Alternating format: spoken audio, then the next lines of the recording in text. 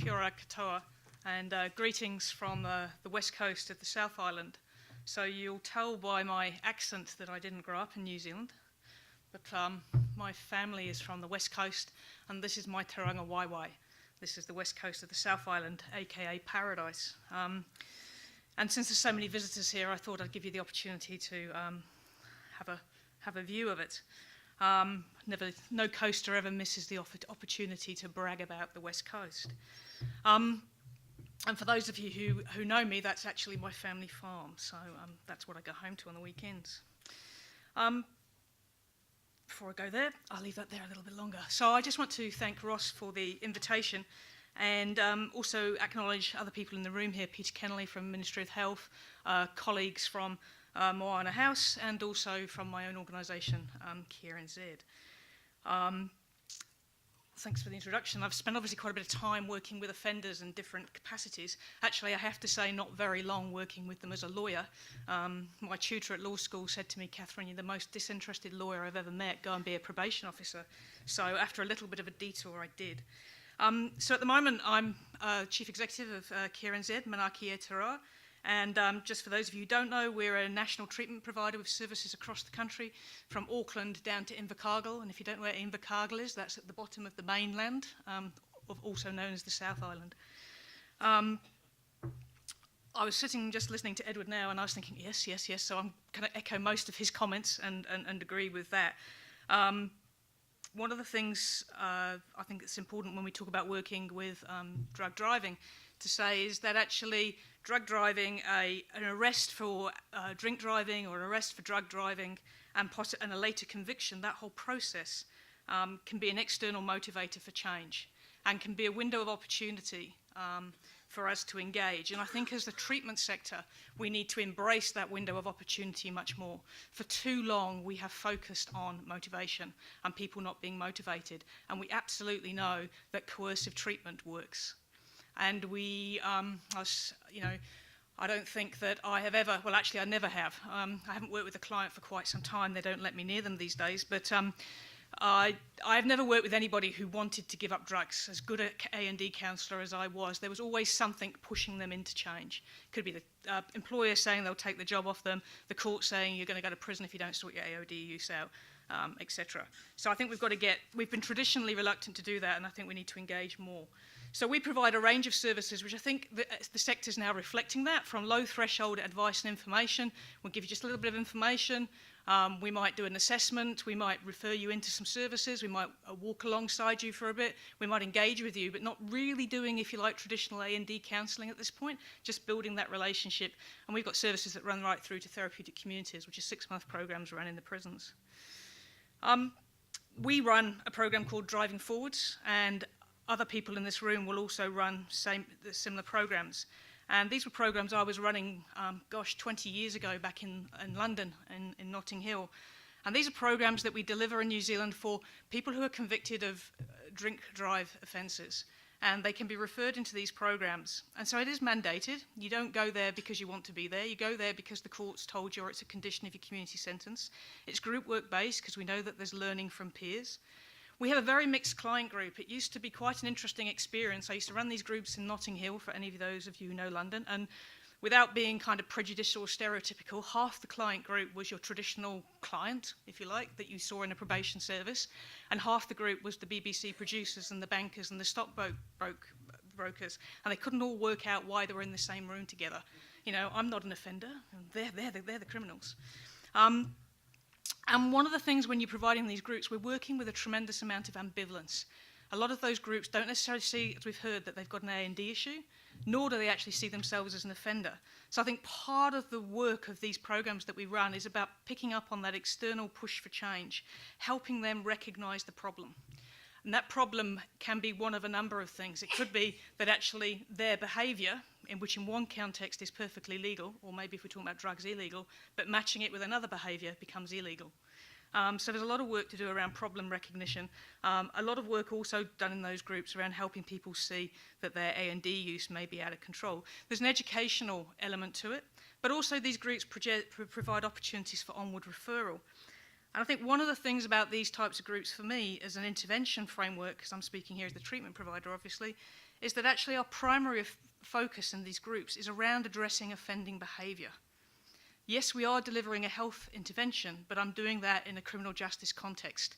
And I also need to address offending behaviour issues. So it's a bit like we've been hearing today that drug driving is a road safety issue and not a drug control issue in New Zealand. And I think that's really important in terms of addressing the changeable risk factors, because we've got quite a lot of research around what works in working with offending behaviour and how we can target criminogenic needs.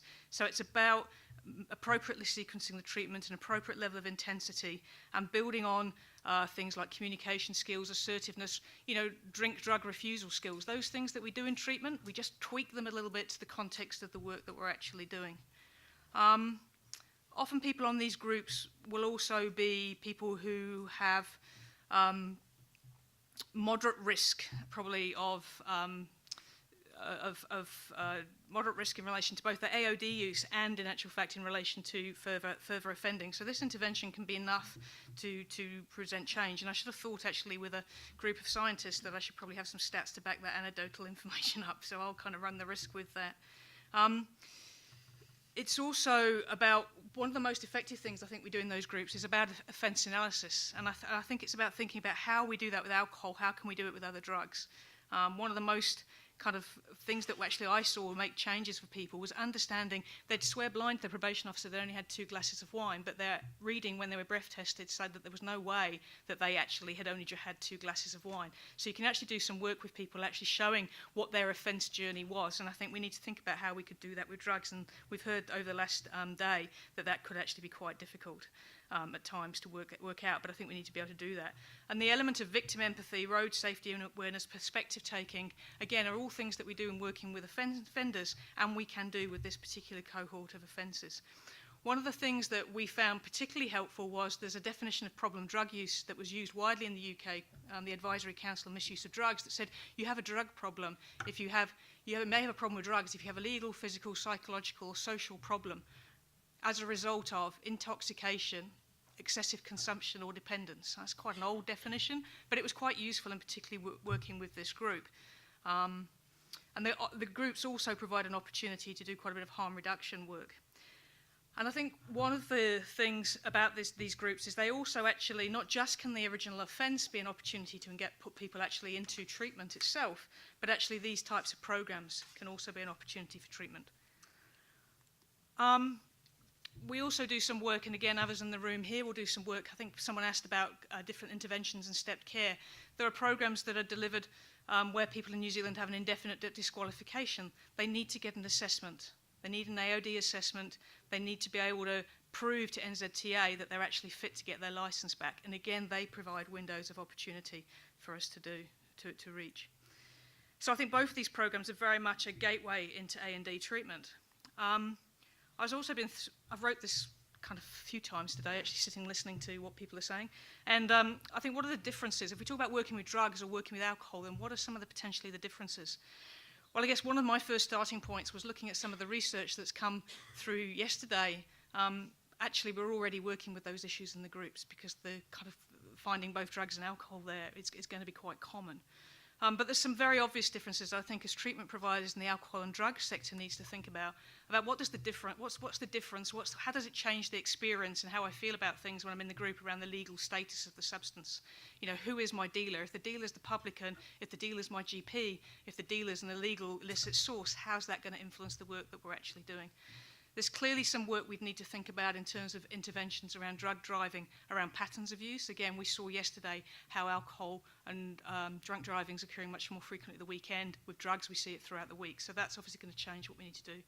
We've got, I think, delivering drink-impaired driving, when I was doing it 20 years ago, I was talking to my colleague who's here, it's very different to delivering it now in the sense in that we've had some societal attitude changes towards drink driving. There's a greater awareness of the problem around drink driving, but as we've discussed, there's still problems around drug driving, and that will obviously change some of what we need to do in these interventions. I've also had some treatment thoughts that I thought I'd use the soapbox moment stood here to share. Again, I was listening to the talks yesterday and I was thinking, a lot of these people are people who are already in A&D services. So what does that tell me? What does that tell me as chief executive of my organisation? I need to be going back to my staff and services and saying, have you thought about this?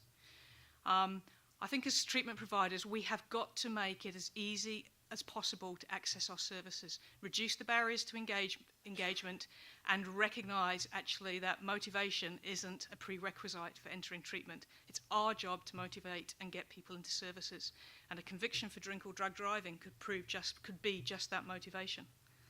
I think we can do some work. I've talked about the prevalence within the client group. I mean, I think we actually need to think about risk. We need to think about our risk assessments. Actually, when I looked at some of those stats around people involved in fatal accidents and levels of drug use, I'm thinking, well, how does that reflect in our caseload? We work 7,000 people a year. So who should we actually be having conversations with in assessment and in care planning about what they're doing when they leave here? We have those conversations about safe sex. We have those conversations about family violence. We have those conversations with them about how they look after themselves and their well-being. We need to be having some conversations about their driving clearly as well. And that'll provide a harm reduction focus, I think, as well. And I think we need to build the conversation in our sector. It's quite unusual, I guess, as a treatment provider to be in a conference with not too many other treatment providers. I also have to say that's very refreshing, but don't tell anybody in the sector I said that.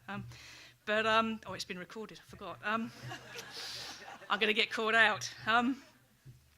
But so I think there is a lot of work we can do actually as treatment providers, and I think it does need. There's a lot of talk certainly in New Zealand at the moment about complex problems needing collaboration and multi-agency approaches, and this strikes me as being something very much that we need to have a joint approach about. I'll leave it there. Thank you.